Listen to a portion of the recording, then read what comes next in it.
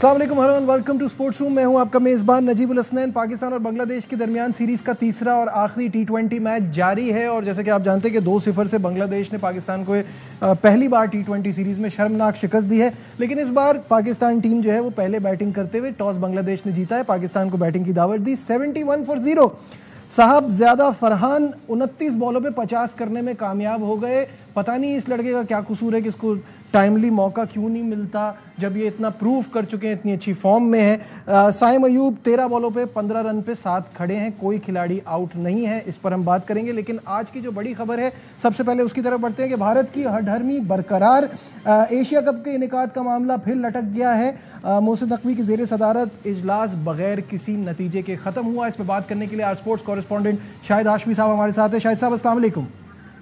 वालेकुम अस्सलाम। शाहिद साहब, ये क्या सिचुएशन चल रही है? कभी लगता है कि बिल्कुल हो जाएगा, कभी लगता है कि एक डेडलॉक है, हालात इतने अजीब से चल रहे हैं, कहाँ किस करवट बैठेगा ये ऊपर?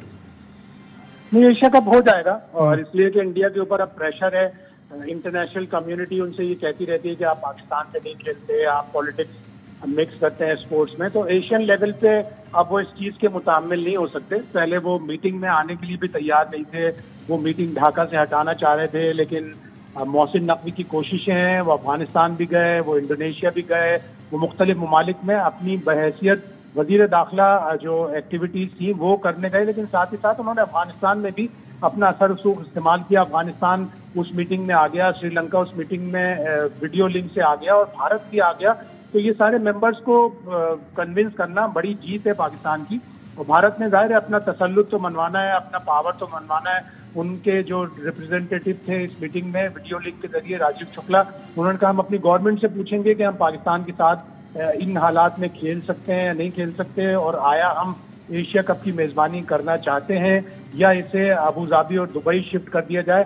तो इन सारी चीजों के लिए अब वो 2-3 दिन का वक्त लेंगे, लेकिन मुझे लग रहा है कि एशिया कप की डेट्स आइंदा पीर तक आ जाएंगी और सारा शेड्यूल कंफर्म हो जाएगा। अच्छा, जाहिर है एशियन क्रिकेट काउंसिल के सदर इस वक्त मोहसिन नकवी हैं और उन्होंने मीडिया से बातचीत की और उन्होंने कहा कि भारत से बातचीत चल रही है, मामला सॉल्व हो जाएगा। क्या कहना था उनका, वो भी आपको दिखाते हैं।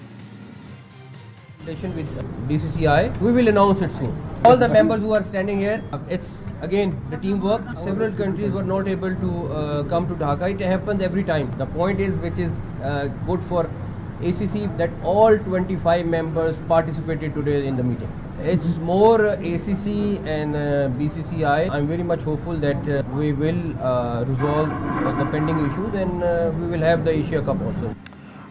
जी शाहिद भाई, बात वही है कि इजलास से पहले भी जहां खड़े थे मोर और लेस वहीं खड़े हुए हैं। नहीं, ऐसा नहीं है। पाकिस्तान की कोशिशों से मोहसिन नकवी हैं, वहाँ पे सलमान नसीर भी 3-4 दिन से मौजूद थे, उन्होंने भी सारी एफर्ट्स की। ओमान क्रिकेट एसोसिएशन ने बड़ा इसमें पार्ट प्ले किया इंडिया को कन्विंस करने के लिए। अगर हम वहां पे 2 कदम पीछे चले जाते, अगर इंडिया और श्रीलंका इस मीटिंग को अटेंड ना करते, लेकिन इंडिया ने ना सिर्फ मीटिंग अटेंड की बल्कि अपना मौक़िफ़ भी इख्तियार पेश किया।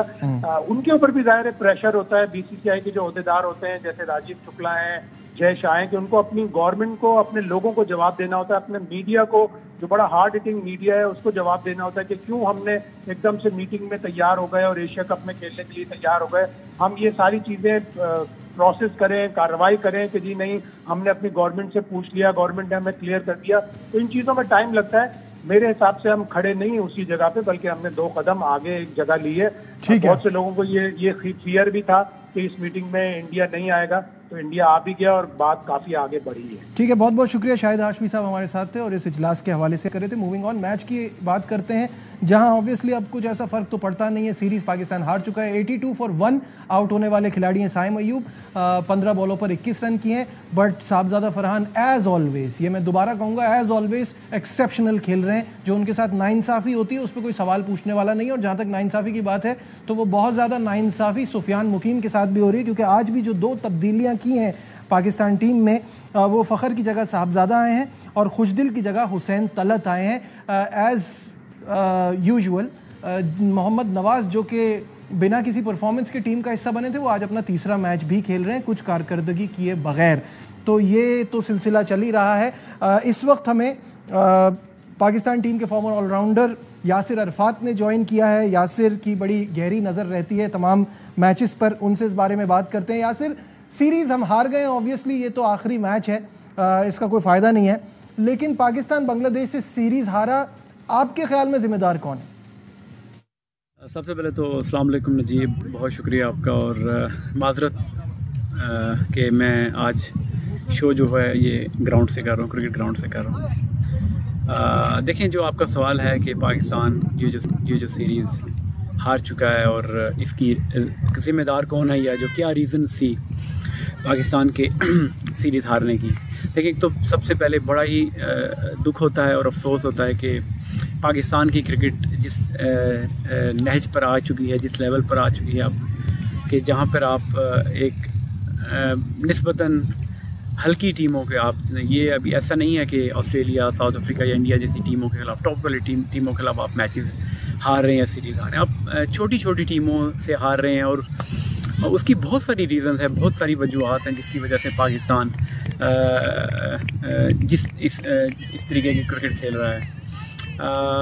देखें, मैं बाकी चीज़ों पे तो नहीं जाऊंगा, मगर इस पर्टिकुलर सीरीज़ की अगर आप बात करें तो सबसे पहले तो मैं ये इसका वेरी सिंपल आंसर कि वो लोग हमसे अच्छी क्रिकेट खेले हैं। उनकी जो अप्रोच थी, कंडीशंस को असेस करना, उनके बॉलर्स, उनके जो बैट्समैन हैं, जिस तरीके से उन्होंने क्रिकेट खेली है, वो एक से ज़्यादा एग्रेसिव क्रिकेट उन्होंने खेली है।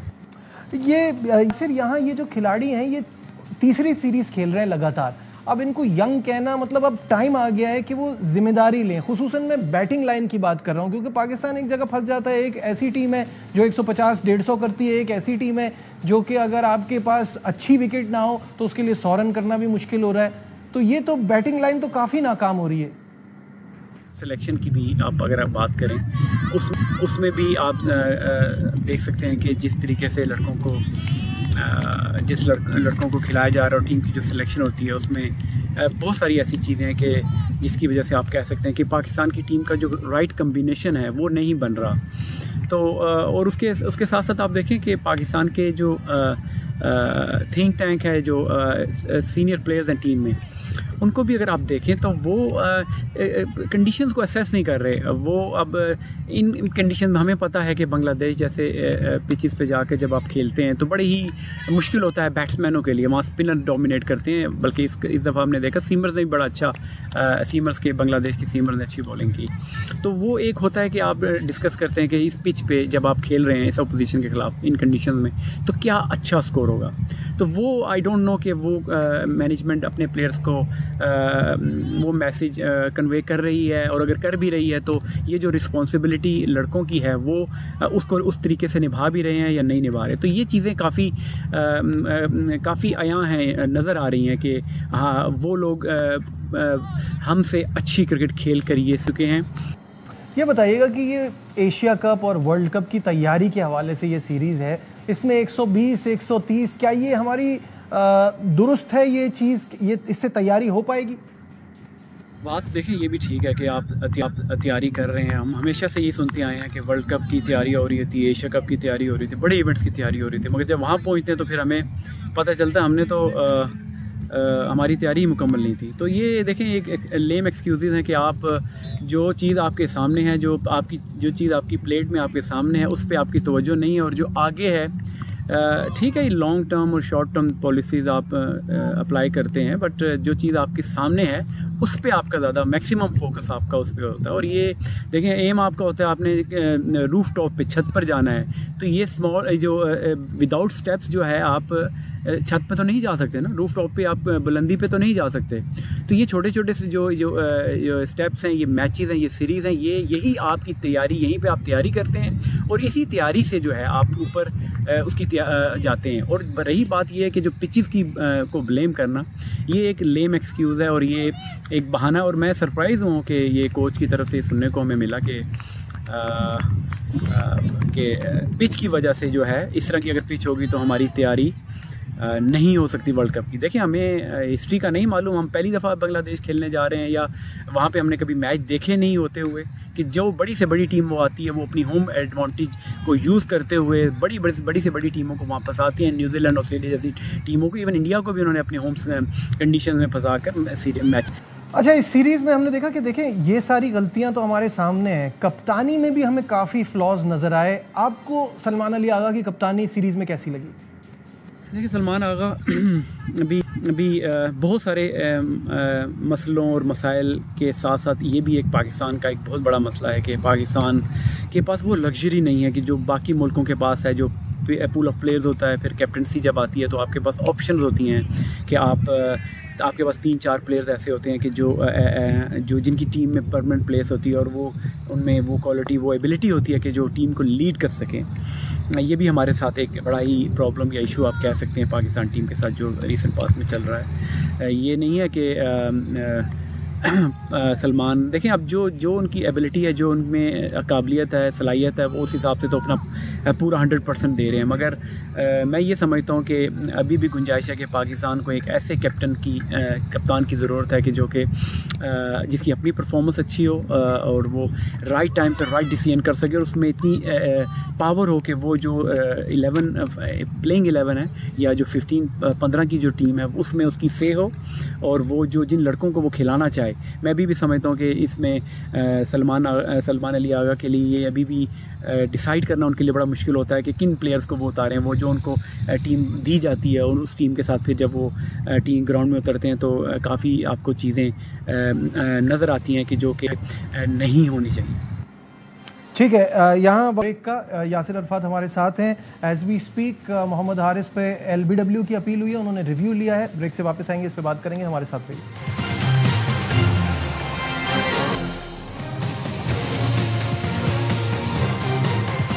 Glad to have you back once again to Sports Room। और ब्रेक पे जाने से पहले हम बात कर रहे थे कि रिव्यू लिया है मोहम्मद हारिस ने और स्क्रीन पर भी अगर आप देख सकें तो आपको इस बात का अंदाज़ा हो जाएगा कि स्पाइक आया है बीच में और ये एम्पायर जो है काफ़ी देर लगी इसका डिसीजन आने में, लेकिन this is clearly not out. तो ये है पोजीशन। एक बार फिर बढ़ते हैं यासिर अरफात की तरफ। यासिर, आज के मैच में तो पाकिस्तान टीम ने रिलेटिवली बेहतर खेला, too little too late, power play में 57 रन बनाए, लेकिन हमने इस सीरीज़ में पावर प्ले का बहुत बुरा इस्तेमाल किया और दूसरे मैच में तो 15 रन पे 5 आउट थे 5वें ओवर में।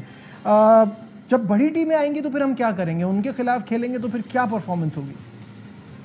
देखिए, पावर प्ले बिल्कुल पाकिस्तान बिल्कुल ही क्लूलेस लग रहा है यहाँ पर। जिस तरीके की क्रिकेट खेल रहा है, बैटिंग तो बिल्कुल ही रिस्पॉन्सिबिलिटी शो नहीं कर रही। और पावर प्ले में देखें, अगर आपकी तकरीबन आधी टीम अगर आपकी आउट हो जाए तो आप किस तरह उस मैच में, ऑल्दो फ़हीम अशरफ ने एक एक्स्ट्राऑर्डिनरी इनिंग नीचे जाके खेली, मगर उसके बावजूद भी बैट्समैनों को जिस तरह आपने शुरू में जिक्र भी किया कि इन लड़कों को इतने चांसेस मिल चुके हैं और 3 सीरीज़ें इनको मिल चुकी हैं, तो अब एटलीस्ट इन प्लेयर्स को रिस्पॉन्सिबिलिटी लेनी पड़ेगी। मगर देखें, आप जब वो स्किल कैंप लगा था जाने से पहले, ठीक है, अच्छे इस तरह के कैंप्स लगने चाहिए स्किल के, मैं हमेशा इसके हक़ में होता हूँ, मगर वहाँ पर जिस तरीके से इन लोगों को सिर्फ पावर हिटिंग के बारे में ही बताया जा रहा था। देखिए, पावर हिटिंग ही नहीं है T20 क्रिकेट में, थोड़ी सी सेंसिबल कंट्रोल एक्रेशन के साथ आपको बैटिंग करनी पड़ती है। आपको कंडीशंस को, मैंने पहले जिस तरह बात की कि मैंने कहा कि आप पिचेस को जिस तरीके से आपको असेस करना पड़ता है, आपको कंडीशन को आपको देखना पड़ता है। अगर अर्ली ऑन आपकी 1-2 विकेट्स गिर जाती हैं तो आप थोड़ा बैकफुट पे आ जाते हैं, थोड़ा सा डिफेंसिव पे आ जाते हैं। 1-2 ओवर आप सेंसिबल बैटिंग करते हैं, उसके बाद फिर जाके आप एक अच्छी पार्टनरशिप के बाद प्लेटफॉर्म के बाद फिर अपने जो टेल एंडर, जो नीचे लोअर मिडल ऑर्डर बैट्समैन आपके होते हैं, उनके लिए एक ऐसा प्लेटफॉर्म छोड़ कर जाते हैं कि ताकि वो आके वहाँ से एग्रेसिव या अटैकिंग क्रिकेट खेलें। मगर आपकी जब टीम 15 रन पे या 20 रन पे आपकी पावर प्ले में अगर आपकी आधी टीम आउट हो जाती है तो बाकी आने वाले प्लेयर्स के लिए वो फील होता है। साइम अयूब के हवाले से लोग पूछना चाहते हैं कि ऑस्ट्रेलिया के खिलाफ और साउथ अफ्रीका के खिलाफ इतनी ज़बरदस्त परफॉर्मेंस, लेकिन जब वो इंजरी के बाद आए ना तो उस तरह की फॉर्म में नहीं है। आज उन्होंने खैर 21 रन किए, ये भी काफ़ी बड़ा स्कोर है, वो बीच में ये भी नहीं कर पा रहे। साइम के हवाले से क्या कहेंगे? देखिए, साइम अयूब की मैं समझता हूँ कि पिछले अगर कुछ सालों में अगर पाकिस्तान को एक टैलेंटेड, एक अच्छा प्लेयर, यंगस्टर अगर मिला है जो कि सिस्टम के थ्रू आया है, वो साइम अयूब है। और उन्होंने ऑल्दो उनको चांसेस शुरू में काफ़ी मिले और वो सक्सेसफुल उस तरीके से कामयाबी उनको नहीं मिली, मगर अगर आप देखें रिसेंट पास में इंजरी से पहले अगर आप देखें उनकी परफॉर्मेंसेस बहुत अच्छी, साउथ अफ्रीका जैसे मुल्क में मुश्किल कंडीशन में जाके उन्होंने परफॉर्म किया। अनफॉर्चुनेट था कि वो इंजर हो गए, मगर वहाँ पे जो काम था वो वहाँ पर जो है वो वहाँ पे पाकिस्तान क्रिकेट बोर्ड को थोड़ा सा, ऑल्दो उन्होंने बेस्ट ऑफ द बेस्ट उनकी सर्जरी यहाँ पे करवाई, मगर उसके साथ साथ ये देखें कि उसकी जो रीहैब है, जो उससे भी इंपॉर्टेंट चीज़ होती है, उसमें मैं समझता हूँ कि पाकिस्तान क्रिकेट बोर्ड थोड़ा सा लैग कर गया उन्होंने, क्योंकि हमारे देखें हाई परफॉर्मेंस सेंटर नाम तो है NCA है, मगर वहाँ पे क्या इस लेवल के, इस पाए के वहाँ पे फिजियोज या डॉक्टर्स मौजूद हैं कि जो उनके रीहैब के लिए करें। मैंने तो यही बल्कि देखा, बल्कि आपने भी सोशल मीडिया पे देखा कि इंजरी सर्जरी के बाद वो यहाँ पे कुछ अर्सा रहे, जो मैं समझता हूँ कि वो थोड़ा सा गलती होगी, बजाय उनको यहाँ पे रखने के उनको पाकिस्तान जल्दी सर्जरी के बाद और वहाँ NCA में उनकी रीहैब होता, प्रॉपर रीहैब होता, तो जिसकी वजह से वो एक मुकम्मल फिट होकर आते। अभी भी मैं समझता हूँ पाकिस्तान सुपर लीग में भी वो आए, मगर वो फिटनेस भी उनकी वो नहीं लगी और उनकी वो फॉर्म है वो भी वापस नहीं आई। अच्छा ये बताइएगा, नए हेड कोच की सरबराही में हमने देखा है कि हम ऑलराउंडर्स पे बहुत ज़्यादा भरोसा कर रहे हैं, भर लिए हैं टीम में। आप खुद भी एक ऑलराउंडर हैं, तो आप हमें ये ज़्यादा क्लियरली बता सकते हैं कि वो जो न्यूजीलैंड वाला माइंडसेट आ गया है कि ऑलराउंडर्स हैं, या आपको लगता है कि स्पेशलिस्ट की तरफ जाना चाहिए?